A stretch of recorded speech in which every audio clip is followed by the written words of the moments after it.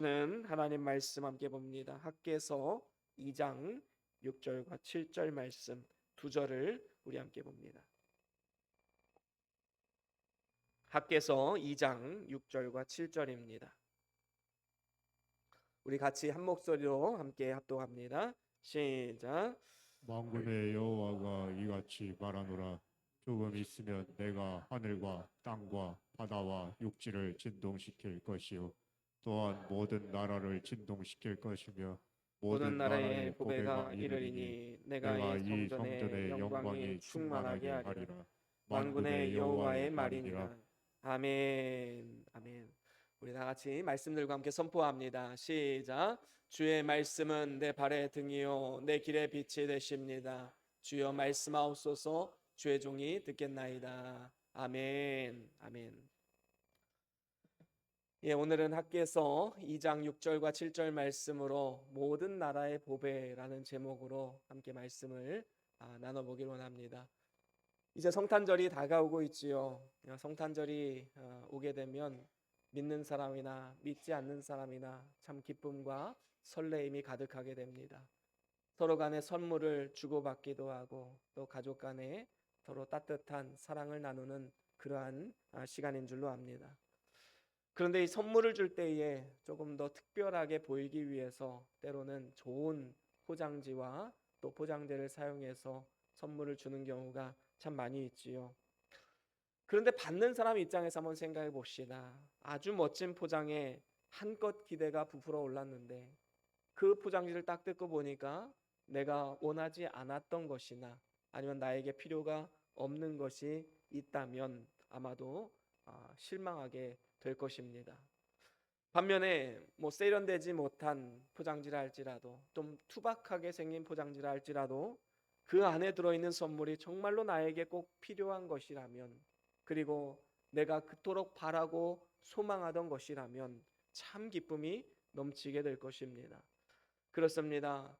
선물이란 어떤 포장지보다 그 안에 들어가 있는 게 무엇인가 그게 더 훨씬 더 중요한 것이지요. 그리고 더 나아가서 그 선물을 주는 사람의 마음이 담겨 있는 것 그게 훨씬 더 중요한 것입니다. 왜냐하면 이 포장지는 금방 뜯고 버리는 것이기 때문이지요. 그 기쁨은 금방 사그라들게 되는 것입니다. 여러분, 이 세상 모든 사람들은 아주 값진 보배를 원합니다. 그리고 소망합니다. 그래서 세상 사람들은 나름대로 보배라고 여기는 이 돈을 원하고 또 명예나 권세에 집착하는 것입니다. 이러한 것들이 나의 영적인 갈증을 해소시켜 줄 것이다 라고 믿고 있기 때문인 것이지요. 그런데 이러한 것들의 겉모습의 화려함에 속아서 그것을 마치 영원한 보배처럼 알고 살아갈 때에 결국에 그게 아니었구나라고 생각되는 그날에 허무감이 찾아올 수밖에 없는 것이지요. 그래서 큰 돈을 벌었다거나 아니면 큰 성공을 이루었다거나 아니면 큰 명예나 권세를 가지고 있다 그 권좌에서 물러난 사람은 마음속에 큰 허무감이 찾아오게 되는 것입니다. 다른 종교들에서도 인생의 진정한 의미가 무엇일까? 인생은 어디서 왔다가 어디로 가는 것일까? 과연 영생은 있는 것인가? 이러한 존재론적인 문제에서 시작된 것이지요. 그래서 나름대로 답을 내놓고 있지만 그건 역시 우리의 궁극적인 질문에 대한 답을 제시해주지 못하고 있음을 보게 됩니다. 심취하면 심취할수록 더 마음에 허무감이 찾아오게 되는 것이지요. 이 세상의 모든 나라와 모든 민족, 모든 백성들은 영원한 보배를 원하고 있습니다. 영원히 사라지지 않는 보배. 하지만 세상에서는 그 보배를 찾을 수가 없지요. 그렇다면 모든 나라, 모든 민족, 모든 백성에게 공통적으로 적용이 되는 그러한 영원한 보배가 과연 있을까요? 성경은 그 보배가 바로 예수 그리스도이심을 우리에게 가르쳐주고 있습니다. 그래서 성경은 예수를 믿는 우리 모든 성도들을 향해서 비유로 말씀하셨는데 어떤 비유냐 하면 보배를 담고 있는 질그릇에 비유를 했습니다. 우리 말씀을 한번 같이 읽어볼까요? 고린도후서 4장 7절입니다. 같이 함께 읽어보겠습니다. 고린도후서 4장 7절입니다. 시작. 우리가 이 보배를 즐거이 가졌으니 이는 심히 큰 능력은 하나님께 있고 우리에게 있지 아니함을 알게 하려 함이라. 아멘. 그렇습니다. 여러분이 질그릇이 어떤 특징을 가지고 있습니까? 겉으로 보기엔 좀 많이 투박하지요. 그리고 거칩니다. 화려하지 않습니다. 그래서 사람들은 어떻게 합니까? 다 질그릇인데 그걸 조금 감춰보고자 거기에 그림을 그려서 예쁘게 보인다거나 아니면 어떤 문양을 넣는다거나 그래서 자신의 가치를 높여 보이려고 여러 가지 노력을 하고 살아가지요. 그런데 사실 이 그릇의 가치는 어떤 겉모습의 화려함에 달려 있는 것이 아닙니다. 그 그릇의 가치는 그 그릇 안에 무엇이 담겨 있느냐, 거기에 달려 있는 것이지요. 여러분, 아무리 멋진 도자기 그릇이라 할지라도 그 안에 담뱃재가 담겨 있으면 재떨이밖에 되지 않습니다. 반면에 질그릇과 같은 우리의 인생에 예수 그리스도라는 보배를 담고 있다면 보배를 담은 아주 존귀한 그릇이 되는 것이지요. 그렇습니다. 우리는 보배를 담고 있는 질그릇이기 때문에 우리의 외모나 형편이나 환경에 상관없이 우리 모두는 최고의 가치를 지닌 최고의 그릇, 최고의 존귀한 존재임을 우리는 절대로 잊지 말아야 합니다. 그리고 이를 통해서 예수 그리스도의 능력이 우리의 삶을 통해 나타나게 되는 것이지요. 오늘 본문에서도 이렇게 말씀을 합니다. 만군의 여호와가 이같이 말하노라. 조금 있으면 내가 하늘과 땅과 바다와 육지를 진동시킬 것이요. 이 진동시킨다라는 것은 결국에 다 무너지고 사라지게 된다는 것입니다. 이 세상에 우리가 보배라고 생각했던 모든 것들은 다 무너지고 사라질 것들이지요. 또한 모든 나라를 진동시킬 것이다. 나라도 영원한 나라가 없습니다. 큰 제국도 다 무너졌습니다. 하지만 모든 나라의 보배가 이르리니 성전에 그 영광이 가득하게 될 것이다 라고 말씀합니다. 이 말씀은 모든 나라 모든 민족의 보배이신 예수 그리스도께서 오실 것을 예언하는 말씀인 것이지요. 그렇습니다. 이렇게 귀하신 보배이신 예수 그리스도께서 이 세상에 오신 궁극적인 이유는 무엇일까요? 세 가지로 함께 말씀을 나눠보기를 원합니다. 보배이신 예수님께서 이 땅 가운데 오신 이유, 첫 번째로는 하나님을 보여주시기 위해서 이 세상에 오신 것입니다. 우리는 원래 하나님을 볼 수가 없는 존재이지요. 마치 우리가 태양을 바라보면 그냥 맨눈으로 바라보면 눈이 실명할 수밖에 없지요. 그 정도로 하나님은 빛이시기 때문에 우리가 하나님을 볼 수가 없는 것입니다. 우리의 죄성, 우리의 악성 때문에 하나님을 볼 수 없게 된 것이지요. 그래서 디모데전서 6장 16절에 이렇게 말씀을 합니다. 우리 같이 함께 읽어보겠습니다. 디모데전서 6장 16절입니다. 시작. 오직 그에게만 죽지 아니함이 있고 가까이 가지 못할 빛에 거하시고 어떤 사람도 보지 못하였고 또 볼 수 없는 이신이 그에게 존귀와 영원한 권능을 돌릴지어다. 아멘. 아멘. 아멘. 그렇습니다. 가까이 가지 못할 빛에 거하시는 분이시기 때문에 우리가 하나님을 보고 싶어도 죄악된 인간은 그 누구도 하나님을 보지 못했고 볼 수도 없는 분이시다라고 말씀합니다. 그래서 세상 모든 나라, 모든 사람들은 한 가지 유일한 소망이 있습니다. 내가 하나님을 보았으면. 여러분, 그 유일한 소원 아닙니까? 그래서 인간은 원시 시대로부터 오늘날 최고의 문명 시대에 이르기까지 하나님을 보기를 원하고 찾아왔지만 죄로 어두워져서 하나님을 바라볼 수 없게 된 것입니다. 그리고 그 빈자리를 채우기 위해서 수많은 종교들이 그 빈자리를 채웠지요. 그래서 로마서 1장 22절 23절에 보면 이렇게 말씀을 합니다. 같이 함께 읽어보겠습니다. 로마서 1장 22절과 23절입니다. 시작. 스스로 지혜 있다나 어리석게 되어 썩어지지 아니하는 하나님의 영광을 썩어질 사람과 새와 짐승과 기어다니는 동물 모양의 우상으로 바꾸었느니라. 그렇습니다. 인간이 스스로 지혜 있는 척하고 많이 배웠다 하고 많이 경험했다 하고 그렇게 자랑을 하지만 결국에는 어리석은 인간은 스스로 썩어질 사람과 새와 짐승과 기어다니는 동물들의 모양을 따라서 우상을 섬기는 이러한 어리석음을 범하게 되는 것입니다. 이러한 이방 종교들은 하나님을 보이게 하려고 잡다한 우상들을 만들게 되었지요. 가까운 나라 북한에도 김정일과 김일성 동상이 전국에 3만여 개가 있다고 하지요.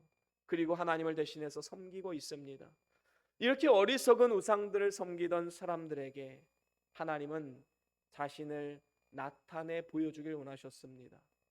하나님 우리가 볼 수 없는 존재이기 때문에 하나님이 우리에게 보여주지 않으신다면 우리는 절대로 하나님을 볼 수가 없는 것이지요.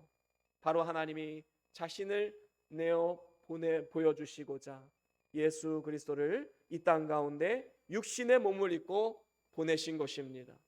그렇습니다. 예수님께서는 육신을 입고 세상에 오심으로써 하나님을 보여주셨습니다.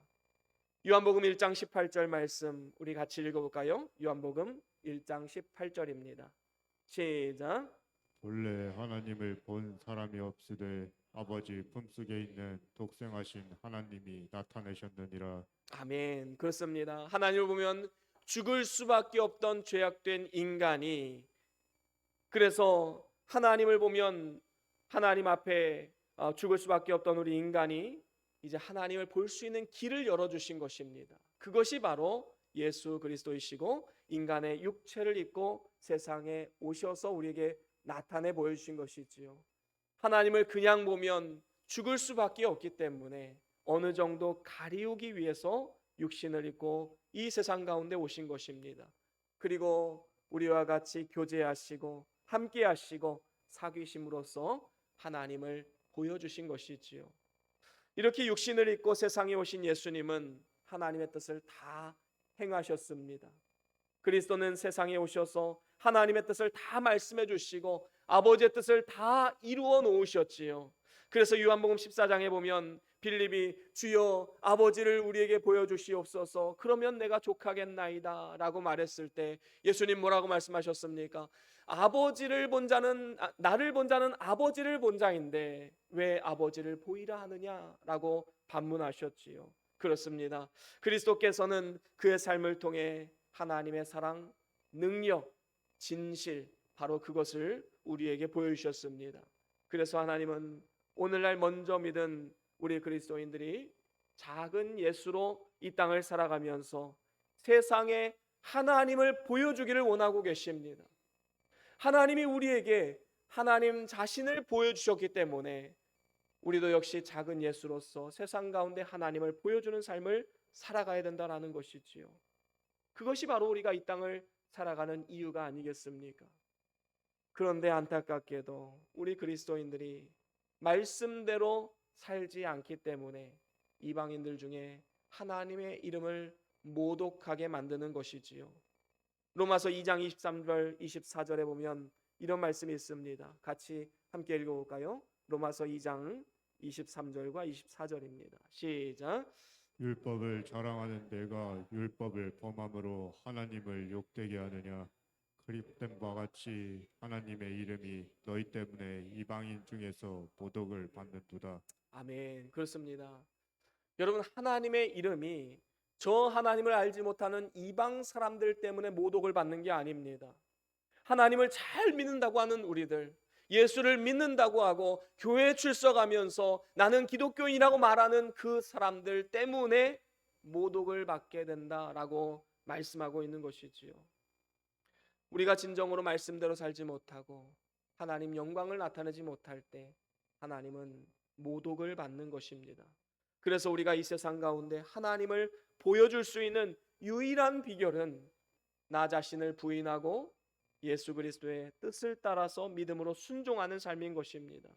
그것은 하나님이 우리를 사랑하신 것처럼 그 사랑으로 우리 주변 사람들과 이웃을 사랑하는 것입니다. 하나님이 나를 용서하신 그 용서로 내가 용서할 수 없는 그 사람을 용서하는 것, 바로 그게 주님이 가신 십자가의 길을 걸어가는 것 아니겠습니까? 하나님이 진실하신 것처럼 우리도 역시 진실되게 살아가는 것, 하나님이 우리에게 요구하고 계시는 것입니다. 그렇게 살아갈 때에 우리의 삶을 통해서 보배로우신 하나님을 세상 가운데 보여주게 될 것이고, 더 나아가서 영원하신 하나님을 우리의 삶을 통해 나타낼 수 있는 그러한 축복의 삶을 살아가게 되는 것입니다. 그런가 하면 두 번째로는 우리에게 영원한 생명을 주시기 위해서 이 세상에 오셨습니다. 여러분, 세상 모든 사람들에게는 한 가지 갈망이 있습니다. 그것은 오래 살려고 하는 생의 애착과 영생하고자 하는 본능인 것이지요. 마태복음 19장에도 보면 한 부자 청년이 나옵니다. 사람들이 다 갈망하고 부러워하는 젊을 때 성공한 부자 청년이었지요. 그런데 그에게도 삶의 만족함을 누리지 못하고 예수님께 나와 영생을 어떻게 하면 얻을 수 있는가 묻고 있는 장면이 나옵니다. 여러분, 이러한 사실이 가르쳐 주는 것이 무엇입니까? 인간의 근본적인 욕구, 궁극적인 욕구는 바로 영생이라는 사실을 우리에게 가르쳐 주는 것입니다. 아무리 성공을 했어도, 아무리 우리가 세상에서 자기가 뜻하는 바를 이루었다 할지라도 영생이 없다면 불행한 인생이지요. 여러분, 요즘 영화에서도 그런 소재들 많이 나오고 있지 않습니까? 미래의 사람들이 자신과 똑같은 사람을 실험실에서 복제를 합니다. 그리고 내가 만약에 심장이 고장났다, 그러면 그 복제 인간의 심장을 떼다가 내 심장에 이식하는 겁니다. 그리고 내가 간이 고장났다, 그러면 복제 인간의 간을 떼다가 내 간에 이식하는 겁니다. 이 모든 이야기들, 영화의 소재가 되는 이런 이야기들의 근본 욕구는 무엇입니까? 인간은 오래 사는 것을 넘어서서 영원한 생명을 갈구하고 있다는 사실이지요. 그런데 그 영생은 세상에서 어떤 선행이나 아니면 다른 그 어떤 방법으로도 얻을 수가 없는 것입니다. 오직 그리스도께서만 주시는 것이지요. 그래서 요한복음 10장 28절에 보면 이런 말씀이 있습니다. 우리 같이 한번 읽어볼까요? 요한복음 10장 28절입니다. 시작. 내가 그들에게 영생을 주노니 영원히 멸망하지 아니할 것이요 또 그들을 내 손에서 빼앗을 자가 없느니라. 아멘. 그렇습니다. 영생을 주노니 영원히 멸망하지 않을 것이다 라고 말씀하면서 그들을 내 손에서 빼앗을 자가 없다라고 선포하셨습니다. 예수님은 십자가에 달려 죽으심을 통해서 그의 사랑하는 백성들을 구원하시고 그의 손으로 붙잡아 주셨습니다. 영생을 주셨습니다. 죄로 인해서 영원한 멸망에 처해질 수밖에 없던 우리 인간의 죄를 사하기 위해서 십자가에 죽으셨고 의롭다 하심을 위해서 살아나심으로써 영생의 기초가 되셨다라고 성경은 말씀합니다. 그래서 누구든지 예수를 마음의 구주로 영접하는 사람은 죄사함을 받았고 의롭다함을 얻게 되는 것입니다. 그리고 이제 예수 그리스도 안에 있는 자들은 결코 정죄함이 없다라고 성경은 분명히 선언하셨습니다. 그렇습니다. 우리 믿는 자가 가진 의는 서기관이나 바리새인이 가진 의보다 훨씬 더 나은 의다라고 성경은 말씀합니다. 바로 예수님의 의이기 때문입니다. 예수님이 십자가를 통해서 이루어 놓으신 그 의가 우리에게 전가되었기 때문에 우리는 그 의를 의지해서 구원을 얻게 되는 것이지요. 그리고 하나님 앞에 담대함과 당당히 나아감을 입게 되는 것입니다. 우리 주님께서는 죽은 영혼을 중생케 하심으로써 우리에게 영생을 주셨습니다. 중생하지 못한 자연인의 영혼은 허물과 죄로 죽은 영혼이기 때문에 하나님과 단절되고 분리되어 있지요. 그래서 물과 성령으로 거듭나지 않으면 하나님 나라를 볼 수도 없고 갈 수도 없는 것입니다. 물과 성령으로 거듭난다는 것 무엇을 의미합니까? 말씀과 성령으로 우리를 구원하시고 또 죽은 영혼이 중생시키는 것, 바로 그것이 예수 그리스도의 피공로의 은혜인 것입니다. 예수님께서는 나는 부활이요 생명이니 나를 믿는 자는 죽어도 살겠고 살아서 나를 믿는 자는 영원히 죽지 아니하리라 말씀하셨습니다. 이것은 우리가 이 세상에서 육체로 영원히 살게 된다, 그 말씀을 하는 것이 아닙니다. 우리가 예수님을 믿게 되면 우리의 영혼은 지금으로부터 영원까지 하나님과 함께하는 삶이고, 그것은 중생한 영이 다시는 죽지 않고 궁극적인 구원이 확실하다는 사실을 우리에게 가르쳐 주는 것입니다. 이렇게 영생이 확실한 우리들, 이제 어떻게 살아가야 될까요? 우리는 이 작은 일에 일희일비해서는 안 됩니다. 우리가 살아가면서 여러 가지 기쁜 일을 경험하지요. 때로는 슬픈 일, 좌절되는 일을 경험하기도 합니다. 하지만 진정으로 우리가 영생의 축복을 누리고 진정으로 하나님의 자녀가 된 사람이라면 그 작은 일에 흔들릴 필요가 없습니다. 좌절할 필요도 없습니다. 우리는 항상 주님 공급하시는 힘으로 승리하고 이겨낼 수 있고, 또 모든 환경은 합력하여 선을 이루신다는 믿음이 있기 때문에 우리는 작은 일에 일일비하지 않는 것이지요. 때로는 희생해야 될 것은 희생하고 섬김의 기회가 찾아왔을 때 우리는 섬김을 감당해야 합니다. 우린 영원한 내세를 바라보는 사람들이기 때문에 하나님 앞에서는 그날에 잘했다 칭찬받기 위해서 오늘도 우리의 당면한 여러 가지 희생의 기회, 섬김의 기회를 잘 활용해야 될 줄로 믿습니다. 이것이 바로 영생을 소유한 우리들이 세상을 살아가는 자세이고 또한 이유인 줄로 믿습니다. 그런가 하면 마지막으로 세 번째로는 천국으로 인도해 주시기 위해서 예수님이 세상에 오셨습니다. 여러분, 세상 모든 사람들은 지금 현재보다 더 나은 미래를 계획하고 소망하고 갈망하며 살아가지요. 그 증거가 무엇입니까? 옛날에는 죽은 사람들의 무덤에 그 사람들이 생전에 쓰던 물건들을 함께 넣어주는 풍습이 있었지요. 또한 이집트의 피라미드 안에도 보면 썩지 않는 이 미라로 만들어서 시신을 그곳에 안치해 놓았다고 합니다. 이러한 관습들은 사람들의 막연한 생각 속에서 내세가 있다라는 사실을 알고 있고, 또 그 내세가 행복한 삶이 되었으면 좋겠다라는 생각이 밑바탕에 깔려 있는 것입니다. 많은 종교들 중에 내세를 인정하지 않는 종교는 없습니다. 불교에서도 극락세계를 믿고 있고, 이슬람교에서는 극단적으로 믿는 사람들이 자살폭탄 테러를 일으켜서 사람들을 죽이면서도 내가 이렇게 하면 알라 신에게 가서 큰 상급을 얻을 것이다, 그렇게 생각하고 수많은 사람들을 죽이고 있음을 보게 됩니다. 이렇게 인간에게는 이 천국을 갈망하는 마음이 있습니다.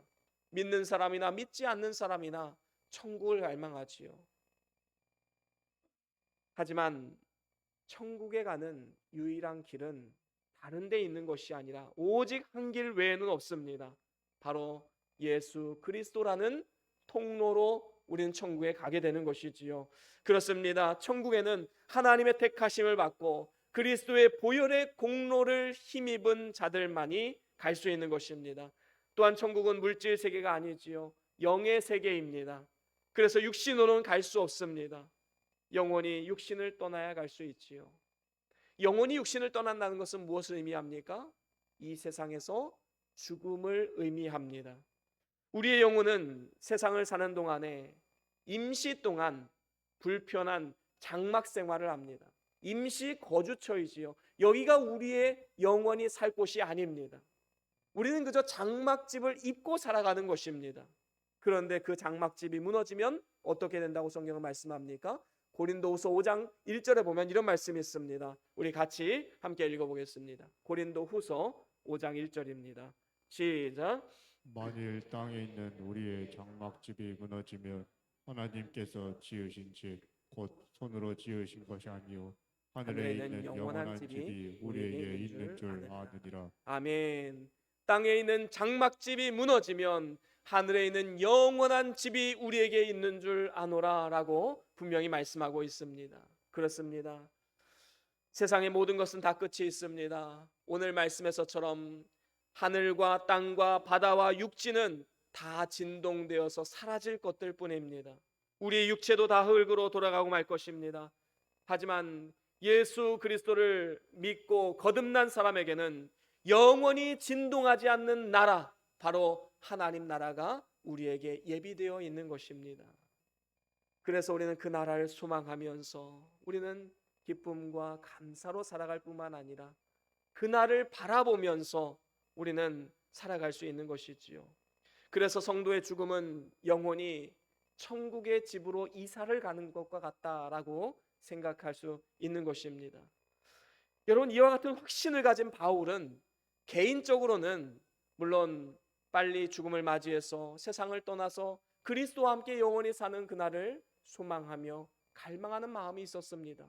그런데 성도들을 향한 사명이 있었기 때문에 하나님이 지금 나를 살게 하시는 것이다 라고 그는 분명히 선포했습니다. 그렇습니다. 우리에게도 이러한 천국에 대한 소망이 있기 때문에 우리는 세상을 떠날 때에도 담대하게 기쁨으로 평안함 가운데 죽음을 맞이할 수 있는 것 아니겠습니까? 성도가 죽을 때의 영혼은 즉시로 천국에 들어가지만 그 육신은 썩어서 흙으로 돌아가게 됩니다. 하지만 그리스도께서 재림하실 때에는 흙으로 돌아갔던 모든 육체들이 신령한 몸을 입어서 부활의 몸을 입게 될 것입니다. 그리고 살아서 재림을 맞이하는 성도들은 신령한 몸으로 순식간에 변화되어서 공중에서 주를 맞이하게 될 것입니다. 그래서 재림의 주를 영접하고 주님과 함께 영원토록 거하게 되는 것이지요. 이것이 바로 몸의 구속이요 구원의 완성이다라고 말할 수 있을 것입니다. 우리는 탄식하며 그날을 기다려야 됩니다. 그날을 소망 가운데 인내하며 기다려야 되는 것이지요. 어떠한 고난이 찾아온다 할지라도 우리는 끝까지 인내해야 합니다. 예수 믿는 것이 조금 어렵다고 해서 예수 믿다가 조금 조롱당하고 무시당하고 비판당하고 때로는 어려움이 당한다 할지라도 그것을 포기해버린다면 어떻게 영광의 그날을 우리가 맞이할 수 있겠습니까? 우리가 주님 다시 오시는 그날 부끄러움이 없는 인정된 일꾼으로 서려면 하루하루 믿음으로 살아가며 인내하며 하나님 앞에 나아가야 될 줄로 믿습니다. 이제 말씀을 마무리합니다. 오직 예수 그리스도만이 우리의 보배가 되십니다. 모든 나라의 보배이신 예수 그리스도의 탄생은 세 가지를 성취하시기 위해서 오신 것이지요. 그래서 우리에게 최고로 기쁜 날, 행복한 날이 되는 것입니다. 먼저는 하나님을 보여주시고자 이 세상에 오셨습니다. 그리고 영원한 생명을 주시고자 이 세상에 오셨습니다. 그리고 마지막으로 천국을 우리에게 주시기 위해서 이 땅 가운데 육신의 몸을 입고 오셨습니다. 이와 같은 축복은 그리스도를 영접해서 믿는 자에게만 주시는 축복입니다. 그렇기 때문에 혹시라도 아직 예수 그리스도를 영접하지 않으신 분이 이 자리에 계신다면 겸손하고 가난한 마음으로 그리스도를 영접하셔서 하나님이 예비하신 모든 축복을 받아 누리실 수 있기를 바랍니다. 그리고 이미 영접하여서 하나님의 자녀가 되신 분들은 그 영생의 기쁨을 마음껏 누리십시오. 그 안에서 참 기쁨과 평안을 누리시고 감사와 하나님 앞에 은혜를 고백하며 살아가십시오. 그리고 우리는 더 나아가서 우리를 구원하시는 것이 예수님의 삶의 이유가 되셨던 것처럼 우리도 역시 이제는 예수 그리스도가 나의 삶의 이유가 되는 삶이 되어야 될 줄로 믿습니다. 그것은 예수님이 우리를 위해 십자가에 달려 죽으신 것처럼 우리도 역시 십자가의 길을 걸어가는 것입니다. 그분의 뜻을 이 땅 가운데 이루어가는 삶입니다. 이를 위해서 자기를 부인하고 하나님의 뜻을 따라가야 합니다. 희생과 섬김의 삶을 살아갈 뿐만 아니라 고난 가운데서도 끝까지 인내하는 삶을 살아가야 될 줄로 믿습니다. 오늘도 저와 여러분들이 보배로우신 우리 주님께서 이 땅에 오신 그 이유와 목적을 다시 마음에 새기시고 이제 심겨진 그 자리에서 주님이 나의 삶의 이유가 되어서 복음을 위해 살아가시고 십자가의 길을 걸어가심으로써 먼저는 하나님께 기쁨이요 영광이 되는 삶, 그리고 우리의 삶 가운데도 지금으로부터 영원까지 세상이 주지 못하는 참된 기쁨과 평안과 감사를 누리는 복된 삶이 다 될 수 있기를 주의 이름으로 간절히 축원합니다. 우리 다 같이 오늘 받은 말씀 기억하시면서 우리 찬양 하나 하겠습니다.